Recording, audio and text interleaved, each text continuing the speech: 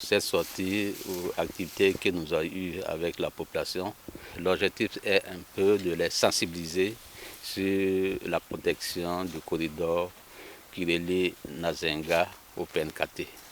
Il faut dire que c'est un corridor qui a été installé aux environs de 2006 et il a pour objectif justement de permettre la migration des éléphants, surtout entre les deux aires protégées, à savoir la forêt classée errante de gibier de Nazenga et le parc national Kabotambi au parc national de Pau.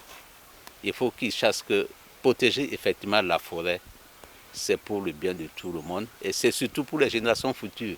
Donc c'est une bonne action qu'ils continuent et nous pensons que ce qu'ils ont déjà fait, c'est vrai qu'ils ont des préoccupations, mais ce qu'ils ont déjà fait, c'est déjà une bonne chose et nous les encourageons à maintenir ce cap. Aujourd'hui, quand je vois l'administration qui est venue au nom du corridor dans la commune de Garo, en tout cas, ça m'a plu. Et nos parents aussi ont vu qu'il y a une importance dans le corridor. Mais maintenant, c'est à nous, la population, qui doit s'adhérer à l'environnement pour pouvoir entretenir le corridor. Ici, en tout cas, ça va, il n'y a pas de champs, il n'y a plus de carbonisation dedans. Ce que je vais demander à l'administration environnement, c'est appuyer les populations. Parce que ce que nous voyons là-bas, je patrouille avec les forestiers, c'est les pâtures. Il y a trop d'empiètement. Ce que nous pouvons voir dans ça, il faut que vous mettiez l'accent sur ça pour aider les éleveurs. Du côté des femmes aussi, je peux dire, après les récoltes, tu peux rentrer au corridor, compter plus de 100 femmes pour faire des cueillettes. Les produits forestiers non liés. C'est toute la journée, elles sont là-bas.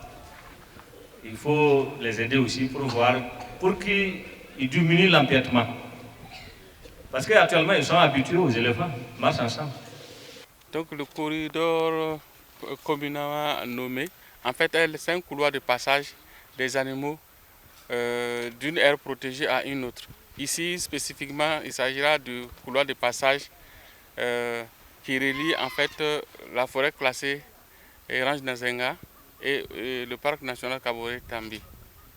Ce couloir était une nécessité parce qu'il permet justement à ces animaux-là d'avoir un couloir de passage. Nous voulons vraiment œuvrer à la reconnaissance officielle pour en faire de ce couloir-là une aire classée et reconnue officiellement.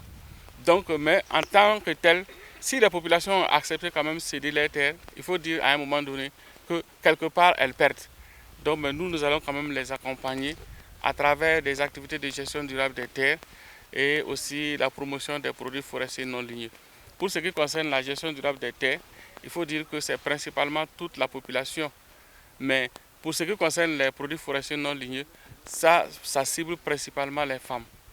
Voilà, en la matière, il faut se dire que le couloir regorge de pas mal de produits.